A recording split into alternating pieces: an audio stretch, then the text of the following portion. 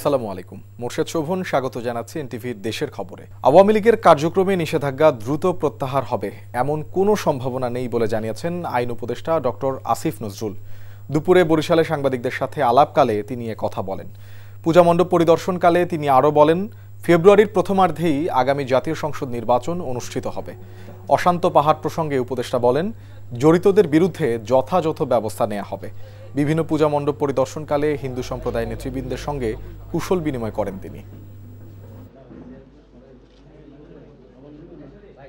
যখন একটা দলের কার্যক্রম কিছু সময়ের জন্য ব্যান করা হয়, তো থিওরিটিক্যালি ওই ব্যানটা আপনার পার্মানেন্ট কি পার্মানেন্ট না সেই ধরনের প্রশ্ন থাকে, কিন্তু বাস্তবিক অর্থে আওয়ামী লীগের কার্যক্রম নিষিদ্ধটা উইথড্র হবে এই ধরনের কোনো সম্ভাবনা আমি দেখতে পাচ্ছি না, আমি অন্তত দেখতে পাচ্ছি না। বরং আমি যেটুকু জানি যে আমাদের আন্তর্জাতিক অপরাধ আদালতে যে প্রসিকিউশন টিম আছে সেই টিমের পক্ষ থেকে সংগঠন হিসাবে আওয়ামী লীগের বিচার চাওয়ার একটা পদক্ষেপ বরং নেওয়া হচ্ছে। প্রধান উপদেষ্টা অত্যন্ত স্পষ্ট করে বলেই দিয়েছেন ফেব্রুয়ারির প্রথমার্ধে নির্বাচন, যতবার কথা বলছেন উনি ফেব্রুয়ারির প্রথমার্ধে নির্বাচন। অন্তর্বর্তী সরকারের মতো আর কোনো বৈধ সরকার নেই। এ সরকার সামাজিক চুক্তির ফসল। যতই বাধা আসুক, আগামী ফেব্রুয়ারিতে নির্বাচন অনুষ্ঠিত হবে বলে জানিয়েছেন অ্যাটর্নি জেনারেল মোহাম্মদ আসাদুজ্জামান। ঝিনাইদহে এক মতবিনিময় সভায় তিনি এসব কথা বলেন। সমস্ত বাধার প্রাচীর উত্তরে বাংলাদেশের মানুষ আগামী ফেব্রুয়ারিতে নির্বাচনের মাঠে ভোট দিতে যাবে, এটাই বাংলাদেশের মানুষের সামাজিক চুক্তি। এই নির্বাচনকে ভণ্ডুল করতে, বাংলাদেশের গণতন্ত্র উত্তরণের পথে বাধা হয়ে দাঁড়াতে এসে যদি কোনো খুনি গোষ্ঠী সামনে দাঁড়ায়, আমাদের বাংলাদেশের জনগণ তার সমুচিত জবাব দেবে আইনসঙ্গতভাবেই। মৌসুমের শেষ দিকে জেলেদের জালে ধরা পড়েছে রূপালী ইলিশ। তবে মাছ ধরার নিষেধাজ্ঞার সময় ঘনিয়ে আসায় দুশ্চিন্তায় জেলেরা। সময় না পেছালে নিষেধাজ্ঞা মানবেন না বলেও হুমকি দিয়েছেন তারা। আর ক্রেতাদের অভিযোগ, শারদীয় দুর্গাপূজা আর অবরোধের কারণে ইলিশের দাম নাগালের বাইরে। নিষেধাজ্ঞাকে কেন্দ্র করে এরই মধ্যে নৌকা, জাল সহ মাছ ধরার সরঞ্জাম তীরে ওঠাতে ব্যস্ত জেলেরা। বিস্তারিত ইমরুল কায়েসের ডেস্ক রিপোর্টে। বছরের শুরুতে ভোলার মেঘনা ও তেঁতুলিয়া নদীতে ইলিশের দেখা পাননি জেলেরা। তবে মৌসুমের শেষে এসে জেলেদের জাল ভরে ধরা পড়ছে রূপালী ইলিশ। এতেই যেন হতাশা কেটে আশার আলো দেখছেন মেঘনাপাড়ের জেলেরা। জেলার মাছঘাটগুলোতে ইলিশ বিক্রির হাঁকডাকে মুখরিত হয়ে উঠেছে। এতে জেলেদের মুখে হাসি ফুটলেও ক্রেতাদের মুখ ভার। পর্যাপ্ত ইলিশ পেলেও দাম নাগালের বাইরে। ফলে ইলিশ কিনতে এসে শেষ পর্যন্ত খালি হাতে ফিরছে অনেক ক্রেতা। মাছ কেনার জন্য আসছি, কিন্তু এখন অতিরিক্ত দাম দেখে আমরা কিনতে পারতেছি না। মাছের দামটা একমাত্র কারণ হলে এখন অভিযান কাছে গেছে, মনে করেন 22 দিন অভিযান, সবাই মাছ কম বেশি কিনতেছে, এই কারণে একটু দামটা বাড়তি। জেলেদের একদিকে যেমন মাছ পাওয়ার আনন্দ, অন্যদিকে তেমনি চিন্তা বেড়েছে মাছ ধরার নিষেধাজ্ঞা নিয়ে। বলছেন, সরকার যাচাই বাছাই না করেই ইলিশ সহ সব ধরনের মাছ ধরা নিষিদ্ধ করেছে। তারা আগে 13 তারিখে দিছে, এখন 13 তারিখে দেখ, 4 তারিখে তারা ঘোষণা দিয়েছে, এটা তো কোনো কথা না। অভিযান পরীক্ষা নিরীক্ষা না করে সরকার অবরোধ দিয়ে দিচ্ছে। গত বছর অবরোধ ছিল 13 অক্টোবর, এবার 4 অক্টোবর দেওয়াতে আমরা হতাশাগ্রস্ত। আগামী 4 অক্টোবর থেকে 25 অক্টোবর পর্যন্ত মাছ ধরা নিষেধাজ্ঞা দিয়েছে সরকার। এ সময় চাঁদপুরের মতলব উত্তরের ষাটনল থেকে হাইমচর পর্যন্ত 70 কিলোমিটার নদী এলাকায় ইলিশ সহ সব ধরনের মাছ ধরা নিষিদ্ধ থাকবে। নিষেধাজ্ঞা চলাকালে ইলিশ আহরণ, পরিবহন, মজুদ ও বিক্রি নিষিদ্ধ করা হয়েছে। ইতিমধ্যে নৌকা, জাল সহ সব ধরনের মাছ ধরা সরঞ্জাম তীরে ওঠাতে ব্যস্ত জেলেরা। আমরা যে আমাকে 22 দিনে যে অভিযান আমাকে পরে কাজ আমাকে বন্ধ করে জাল সব উড়ে থুয়ে দেই, আমাকে যে খোয়াকে চাল দেয়, আমাকে চালু কিছু হয় না। চাল দেওয়ার কথা ওইটা কম দেয়, এরপরে ধরুন জাল আইয়ে এইটা আইয়ে এইটা, কিন্তু আসলে পাই না। নিষেধাজ্ঞাকালে জেলেদের খাদ্য ও আর্থিক সহায়তা দেওয়া হবে বলছে জেলা প্রশাসন। জেলেদের যে খাদ্য সহায়তা, প্রতি বছর আমরা এই 22 দিনের জন্য তাদেরকে 25 কেজি চাল দিতাম, এই বছর থেকে আমরা 30 কেজি চাল তাদেরকে দিব। আশা করি মা ইলিশ রক্ষা অভিযান শুরু হওয়ার পূর্বেই তাদের ঘরে আমরা এটা পৌঁছে দিতে পারবো। Imrul Kayes, NTV news desk. শারদীয় দুর্গোৎসবের মহানবমীতে রাজধানীর মণ্ডপে মণ্ডপে পূজা অর্চনা ঢল নামে পুণ্যার্থীদের। মন্ত্রপাঠ, আরতি, অঞ্জলির মতো আনুষ্ঠানিকতার মধ্য দিয়ে চলে মহানবমীর বিহিত পূজা। এই তিথিতে মহাদেবীর আশীর্বাদ নিতে জড়ো হন সনাতন ধর্মের নানা বয়সী ভক্তরা। HM মেহেদী হাসানের রিপোর্ট।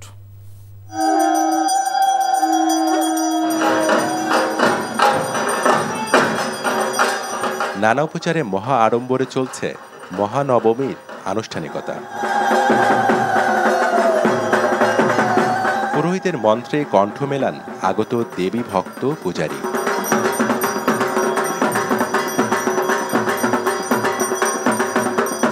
ইহকাল আর পরকালের শান্তি, সুখ আর মুক্তির আশায় নিবেদন করেন পুষ্পার্ঘ্য। The world's not in a good condition right now, but I really do think with the power of Almighty Durga Ma, we can find a fix for this. We can find peace here. আমাদের সবারই কষ্ট একটা থেকেই যায় যে দুর্গাপূজা শুরু হওয়ার কিছুদিনের মধ্যেই শেষ হয়ে যায়, কিন্তু তারপরেও আমি সবাইকে জানাচ্ছি মহানবমীর শুভেচ্ছা। এত সুন্দর আমেজ দেখেন, স্বস্ফূর্তভাবে সবাই আসছে, মুসলমান, হিন্দু, বৌদ্ধ, খ্রিস্টান সবাই কিন্তু দেখতেছে, তো এটা অনেক আনন্দের ব্যাপার না?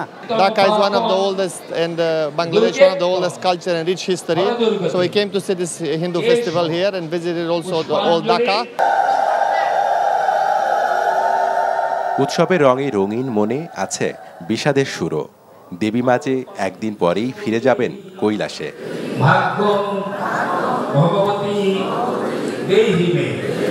আজ নবম দিনে এসে কিছুটা বিষাদ সুর আমাদের মধ্যে চলেই আসে, তো তবুও আমরা আনন্দ সহকারে আমরা এই উদযাপনটা করে থাকি। আজকে সারাদিন ইচ্ছা আছে যে পূজা দেখবো, ঘুরবো বিভিন্ন পূজা মণ্ডপে ফ্যামিলির সাথে। আমি বড় হয়ে যেন কলেজে পড়তে পারি, আমি যেন বড় হয়ে ইঞ্জিনিয়ার হতে পারি।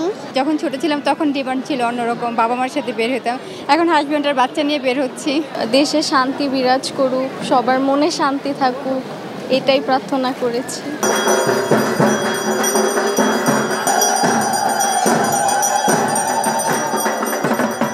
দিনভর দেবী আরাধনার পর রাতে আয়োজিত হবে আরতি প্রতিযোগিতা।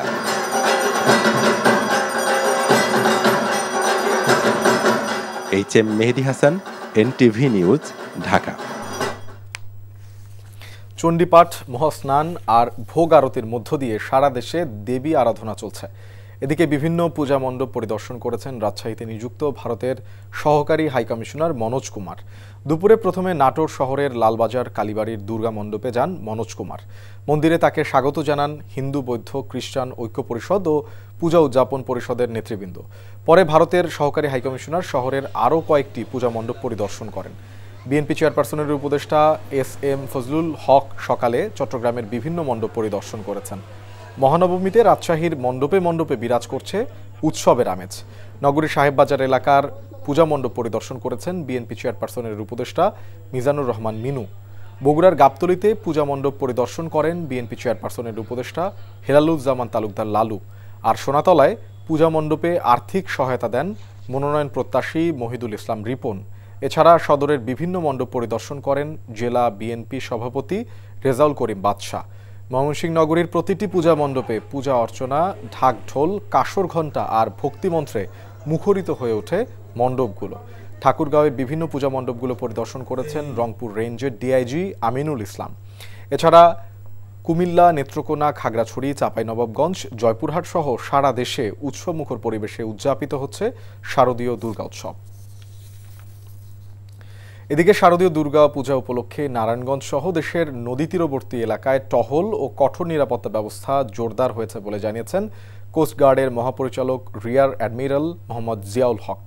সকালে নারায়ণগঞ্জ নগরীর মিশনপাড়া রামকৃষ্ণ মিশনে শারদীয় দুর্গা উৎসবের মহানবমীতে মণ্ডপ পরিদর্শন শেষে একথা বলেন তিনি। এ সময় তিনি শহরের মিশনপাড়া রামকৃষ্ণ মিশন আশ্রম পূজা মণ্ডপ ঘুরে দেখেন এবং মণ্ডপের দায়িত্বে থাকা ব্যক্তিদের সাথে কথা বলে মণ্ডপের সার্বিক নিরাপত্তা নিশ্চিতকরণের বিষয়ে খোঁজ খবর নেন। এ সময় বিসর্জনে অংশ নিয়ে অতি উৎসাহী হয়ে কোনো রকমের দুর্ঘটনা সৃষ্টি না করার আহ্বান জানান তিনি।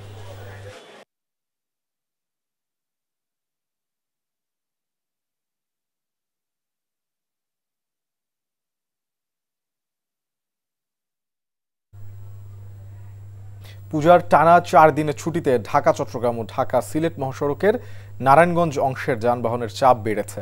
কোথাও যানজট, আবার কোথাও ধীর গতিতে চলছে যানবাহন। চরম ভোগান্তিতে ঘরমুখো মানুষ। যানজটের কবলে পড়া যাত্রী ও চালকরা জানান, পূজার ছুটি শুরু হওয়ায় সবাই গ্রামের বাড়িতে ছুটছেন। সাইনবোর্ড থেকে মেঘনা টোল প্লাজা পর্যন্ত যেতে যেখানে আধা ঘন্টা সময় লাগে, সেখানে 3 থেকে 4 ঘন্টা সময় লাগছে অতিরিক্ত যাত্রী ও যানবাহনের চাপে। শুধু চট্টগ্রামগামী সড়ক নয়, ঢাকা সিলেট মহাসড়কেও একই চিত্র। ভৈরব, নরসিংদী ও আড়াইহাজার অংশে ধীর গতিতে চলছে যানবাহন। কোথাও দীর্ঘ যানজট নিরসনে কাজ করছে হাইওয়ে পুলিশ।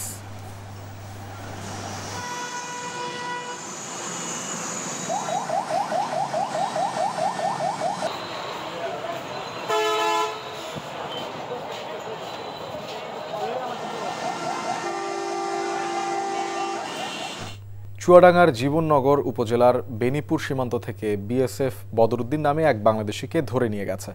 সকালে ভারতের নোনাগঞ্জ ক্যাম্পের বিএসএফ সদস্যরা তাকে ধরে নিয়ে যায়। গ্রামবাসী জানায় বদরুদ্দিন সকালে বেনিপুর গ্রামের ডিসপুট মাঠ দিয়ে অবৈধভাবে ৫-৬কে পাচার করছিল। এক পর্যায়ে ভারতের নোনাগঞ্জ বিএসএফ ক্যাম্পের সদস্যরা তাদেরকে ধাওয়া করে। এ সময় অন্যরা পালিয়ে গেলেও বিএসএফ বদরুদ্দিনকে ধরে ফেলে। পরে বিএসএফ সদস্যরা বদরুদ্দিনকে নোনাগঞ্জ ক্যাম্পে ধরে নিয়ে যায়। এ ব্যাপারে বিএসএফের সাথে যোগাযোগের চেষ্টা করছে বিজিবি। জলাবদ্ধতা নিরসনে সাভারে ঢাকা আরিচা সড়ক অবরোধ করে বিক্ষোভ করেছে এলাকাবাসী। এ সময় প্রায় ১ ঘন্টা বন্ধ থাকে ঢাকা আরিচা মহাসড়কের যান চলাচল। এতে চরম ভোগান্তির শিকার হন সড়ক ব্যবহারকারীরা। বিক্ষোভকারীরা জানান, প্রতি বছরই বর্ষা মৌসুম এলে জলাবদ্ধতা লেগে থাকে সাভারের তেঁতুলঝোড়া ইউনিয়নের ৩টি গ্রামে। দীর্ঘদিনেও পরিকল্পিত ড্রেনেজ ব্যবস্থা না করা ও জলাবদ্ধতা নিরসনে উদ্যোগ না নেয়ায় ক্ষুব্ধ হয়ে আজ ঢাকা আরিচা মহাসড়ক অবরোধ করে বিক্ষোভ করেন তারা। প্রশাসনের আশ্বাসে আন্দোলনকারীরা সড়ক ছেড়ে দেন। বিএনপির ভারপ্রাপ্ত চেয়ারম্যান তারেক রহমান ঘোষিত ৩১ দফার ২৪তম নির্মিত প্রামাণ্যচিত্র ফ্যামিলি কার্ডের উদ্বোধন করা হয়েছে। চাঁদপুরের কচুয়া সরকারি ডিগ্রি কলেজ মাঠে এর উদ্বোধন করেন পিছিয়ে পড়া নারী সমাজের সদস্যরা। অনুষ্ঠানে প্রধান ও বিশেষ অতিথির আসনেও বসেন স্থানীয় নারীরা। ২৪তম দফায় মূলত নারীর কর্মসংস্থান ও ক্ষমতায়ন নিশ্চিতে নানা পদক্ষেপের কথা বলা হয়েছে।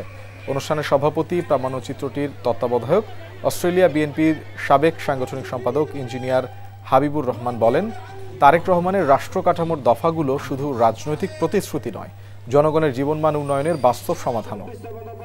কক্সবাজারের টেকনাফে যৌথ বাহিনীর অভিযান চালিয়ে পাচারের উদ্দেশ্যে বন্দী নারী ও শিশুসহ ৮ জনকে উদ্ধার করা হয়েছে। সকালে কোস্টগার্ড মিডিয়া কর্মকর্তা লেফটেন্যান্ট কমান্ডার সিয়ামুল হক জানান, সাগর পথে মালয়েশিয়ার উদ্দেশ্যে পাচারের জন্য নারী ও শিশুসহ কিছু সংখ্যক ব্যক্তিকে টেকনাফের বাহারছড়ার গহীন পাহাড়ে বন্দী করে রাখা হয়েছিল। প্রাপ্ত তথ্যের ভিত্তিতে গত রাতে যৌথ বাহিনী অভিযান চালিয়ে টেকনাফের বাহারছড়া জুম্মাপাড়ায় পাচারকারীদের গোপন আস্তানা থেকে নারী ও শিশুসহ ৮ জন ব্যক্তিকে উদ্ধার করা হয়।